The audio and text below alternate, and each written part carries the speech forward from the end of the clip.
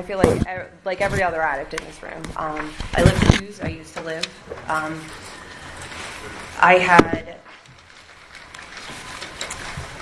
a lot of conflicting turmoil, like within me, like growing up as an adolescent, and I had like no healthy ways to cope with a lot of the feelings that I struggled with. I had abandonment issues.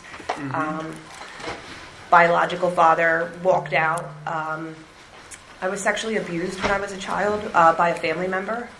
I had learned at like a really, really young age to put a mask on, pretend like everything was okay, sweep it under the rug, don't tell people what's really going on inside of you.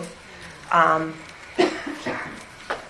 was like talking to a friend about this today about like I didn't have like an outlet. I didn't have somebody that came home and was like, hey, how was your day? Like, how are you feeling? What is going on? So I was left with a really immature mind to kind of handle like all these big adult things that had already taken place that I didn't quite understand. I had a friend that had passed away, and I feel like that was the moment in my life where like things took a hard left. I had no coping skills, and I didn't understand like why. I remember in that moment, like, she had passed away, and I didn't understand why God would have like taken somebody so wonderful. Like, she was such like a key component to like my everyday being. And I remember just like there were moments like going through that grief. I just didn't want to live, you know? And so I had turned to substances. There wasn't one that I discriminated against. They were all fine for me. Any kind of mood or mind altering substance that could get me out of my feelings so I didn't have to like live in like present day moment was okay with me. I learned codependency, like really unhealthy coping skills, like through all of this. So like I had a substance abuse problems, and I used to cling to anybody that I felt safe, and like that wasn't my family, unfortunately, due to like the sexual abuse that I experienced. It was by my stepfather's dad, and it just made me feel like very unprotected. And so I clung to my friends, and I had like, I didn't really think there was like anything wrong. I thought it was like experimenting, but everything continued to like progressively get worse until I had become like the girl. I never thought that I would become the version of myself that I did, like the animalistic living. Like I remember looking in the mirror and like being disgusted with who I saw, like staring back at me. I was broken, like my moral compass, like the things I was doing to just like continue to use. I tried all the things that they tell us. It's like kind of funny because you come here and like the things we do, we think they're so different, but they really aren't. I tried to move, you know, because I thought it was like a place, a situational thing. I tried to like get away from people, like it was a me thing. Like the problem was me the whole time, but like I could find any other excuse for why it was that I couldn't get clean. So the end of my road, I codependent. I ended up getting married very young. We ended up being running partners. We had a child together. So the end of my road was I had made a decision one night to go and cop like we do, and I had taken my daughter with me, and I ended up in the middle of a drug raid.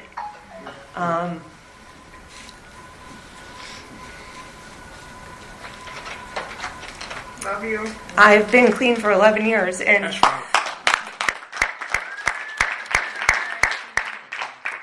I can still hear the scream that came out of my daughter when the door came down, you know, and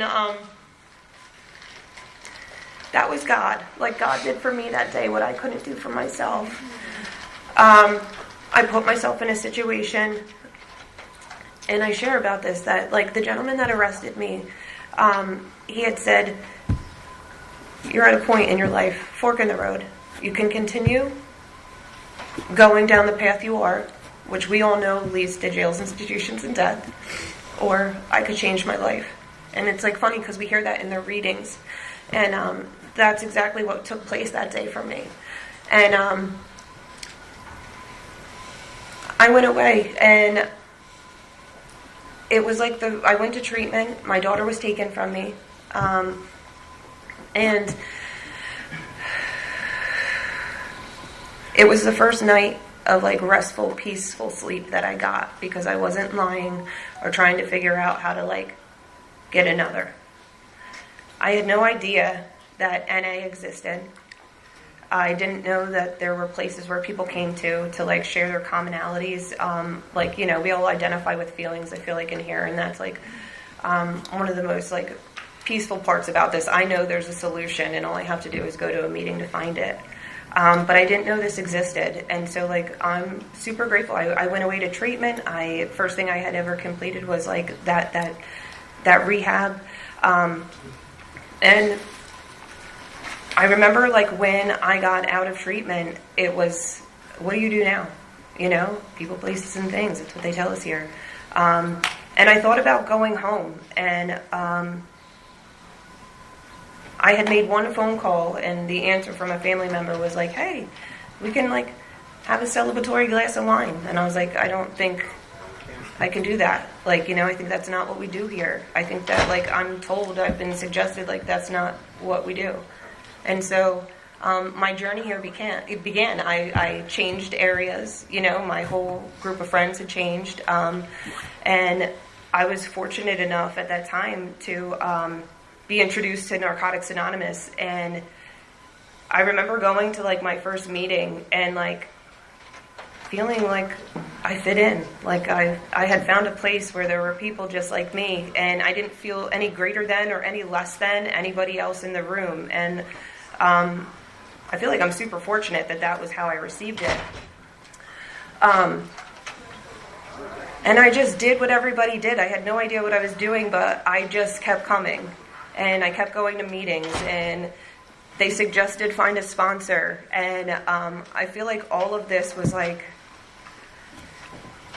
part of God's plan for me, because I don't believe in coincidences the way it all turns out. A woman was suggested to me, and then it just so happened that she was sitting in front of me in a meeting, and that's how I met her. And she's still my sponsor today. And that was one of the most important relationships that I was able to develop here, because I didn't trust anybody. I didn't trust myself. And I met somebody that chose to just stand next to me, like, while I tried to figure myself out and like grow up. Like, I grew up in these rooms. Like, I came here completely broken. I had no idea who I was. I didn't have an identity outside of like a person I knew I wasn't ever meant to be. And so like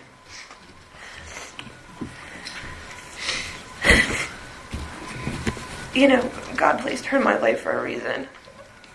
And so then the work began, you know, like I'm a huge advocate for step work. Mm-hmm. I feel like that is like one of the most beautiful things, like with exception to like the relationships and like the full spirit that I have today, like the ability to like take a moment and like read some stuff and like answer some questions that help me understand like who I am as a person and like who I want to be and like where I'm going and how I can improve in my life. Like, and that's like, I feel like the entire world needs that. Like, everybody should get a flat book sent to them in the mail. You know, because like that's where the growth came. Like, that's why like I am not the girl that I was 11 years ago. Like, that's where it came. Like, that was the work. Like, you know, it's very easy to like stick your head in the sand and not want to take a look at like why you do what you do, but like how well do you want to get? Like, if you want to get better, like do some work on like what's it going to hurt? Like, you know, like, yeah, it's not always fun. Like, it's not always, you know, like I cry and I take a look and my defects, you know, they come out, and it's not always a walk in the park. But guess what? Like, I get to be a better version of myself. And like, I always get like a chance. As long as I don't get high, nothing else can get worse. Like, I can have a bad day, but like I hear it all the time. Like, my days are no longer as bad as they were when I was using, you know? And so, like,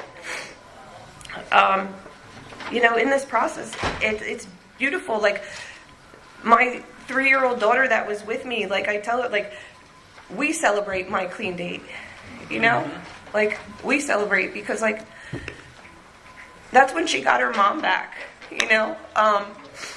And I've been fortunate enough, like, I got divorced in the rooms, not very fun, you know? But it wasn't supposed to be, you know? Like, I honestly believe that, like, my higher power has aligned me, like, exactly, you know, I was supposed to go through all this, but I never went through any of it alone. So, like, getting divorced outside of here probably would have been, like, 8,000 times more painful, but, like, I had the guidance of other people that had been through that experience that just kind of held my hand, you know? And the best part about all this is that, like, you can hit your head as many times as you want, but, like, as long as you make your mistakes, like, in these rooms, like, you still got a chance, you know? Like, and, like, the spirit, like, what this program has done for, like, my spirit is, like, I could never repay, like, the self-worth, the self-love, you know, the ability to be, like, a decent human being that, like, tries their best and knows that, like, my intention is never to be malicious or harmful or, like, vindictive to, like, I no longer get gratification out of other people hurting, you know? Mm-hmm. Like, the compassion and love that's developed inside of me, helping strangers, doing the right thing because it's the right thing, having integrity, you know? And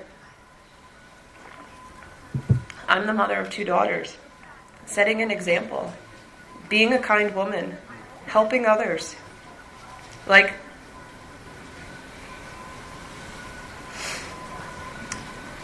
I'm okay having a seat in these rooms until I take my last breath. And if I leave this world with 2 human beings in the population that are kind and loving, then I've done my job. Like, they're my purpose. Like, I didn't know, I feel like my one daughter, she was my higher power. Like, I got clean because I wanted to get her back. But as I stayed clean, my relationship with the God of my understanding grew, and then I continued to stay clean for me, you know, because I deserved it. And I was just sharing the other night about this, like, God and, like, how He works in my life. Like, I've gone through, like, so many, like, different journeys, and the one thing I've learned that, like, for a long time I used to really, like, try to take control, try to, like, hands on the wheel, you know? I really struggled with that. Like, I had to have control of all of it. Like, if I made the mistake, I was fine with, like, the self, like, crucifying that we do internally. So I would never allow other people to have that ability. But the last, I'm going to say 2 years in my recovery, situations have happened where I've really learned to, like, lean into my faith and, like, have acceptance and understanding that it's all bigger than me. Like, it's going to be how it's supposed to be, you know? And, like, to trust it, like, trust the process, because I know that for myself, anytime I just take my hands out of it, the most beautiful things happen, you know? But, like, when I'm sitting there and I'm, like, forcing the wheel, like, there's so much pain that comes with that, you know? So, like, the ability to just, like, let God and let go and let God, you know? Like, it's so true. You know, I am so honored. I really have a life beyond my wildest dreams, you know? I'm employable. Had a job for 8 years, which was unheard of before, you know, and I, like, show up and I do it to the best of my ability. Like I said, the morals and values that I've developed, like, on this journey, like, I'm just grateful. I'm full of gratitude. I'm full of gratitude for the people that like God has placed in my life. This was not done alone by any means. I remember like in my using, like how alone I felt, and like today my life is so full. I am full, like with blessed relationships of like many people that like can count on me, invite me to things, whether it be like weddings, baby showers, all the things, you know, like I'm wanted places, you know, and I don't know, I'm just like super grateful to be here. Narcotics Anonymous has changed my life. Like if you're new, keep coming. I promise you that like there's nothing you have to go through alone. We are all here like to help each other get another day, and like as long as we don't use, we still, you know, we have it all in front of us. Like it's all possible, you know. And you know, with that, thanks for letting me share.